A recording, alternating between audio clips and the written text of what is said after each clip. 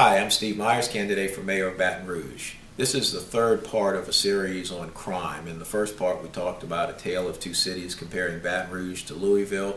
In the second part, we talked about consolidation as part of a crime plan. Today, I'll lay out the various points of a crime plan that I think that we need to look at. Now, these are general principles.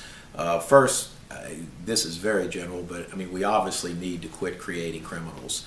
I think for the long term, we need to recognize that family structure, the educational system, all of these things need to function properly so people don't fall between the cracks. I mean, the whole idea of what creates a criminal and how a criminal comes to be is subject for a lot more detail than a 2-minute message. But I think we do need to recognize that for whatever reason we are creating too many criminals in Baton Rouge, and it's not just because of the lack of threat of jail space or whatever. It has to do more with the heart and with the moral fiber of our society. But we do need to take some steps immediately to make maximum use of our resources. Number one, I would reevaluate our police presence. So reevaluate, that's number one. I studied a recent crime district where they have a tax of $100 per parcel. It raises a couple of $100,000, and it will allow, say, a $60,000 police officer to have 24-hour surveillance and maybe a 2,000 house subdivision. If constant police presence is what people really want and would be effective, well, those same people are already paying $125 a year in their property millage for security. I am alleging that if we reevaluate how our personnel is used, that we may be able to avoid having to double tax ourselves with these crime districts. And I believe we have enough in the budget to achieve those goals. Secondly, in addition to reevaluating our presence, I want to reallocate and prioritize our resources. Now, these are tied in and often overlap each other, because this includes both personnel and money. I just mentioned in a previous message how consolidation could free some resources, perhaps, where we could reallocate and prioritize to get more officers on the street. But the police budget has grown from $51 million to $77 million in 7 years.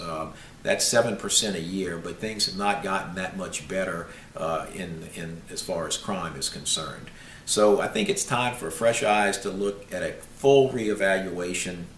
Perhaps we could have different classes of safety officers, some for traffic and crash reports and burglary, so higher paid, more trained law enforcement can actually deal with the more serious crimes.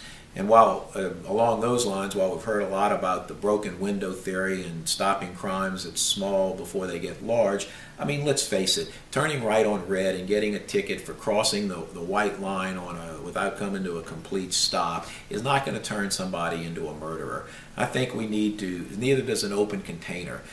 We need to focus less on some of these minor laws that make everybody a criminal and show a little more discretion, and actually focus our time and our resources on the serious crimes.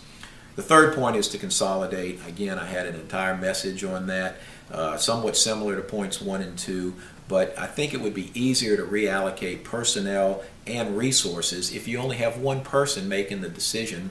In all likelihood, this consolidation would mean putting everything under the sheriff, which is already parish-wide, and then maybe Baton Rouge contracting with the sheriff for some or all of its law enforcement services. This is certainly worth a serious study. I don't want to criticize any other candidate's ideas, because all ideas we need to consider, but one candidate has a plan where 1/9 of the plan is to eliminate the mayor's security detail and send that officer back onto the streets for beat crime, and drive himself to work. Well, I mean, every little bit helps, but I think we need to think a little bit bigger than ideas like that.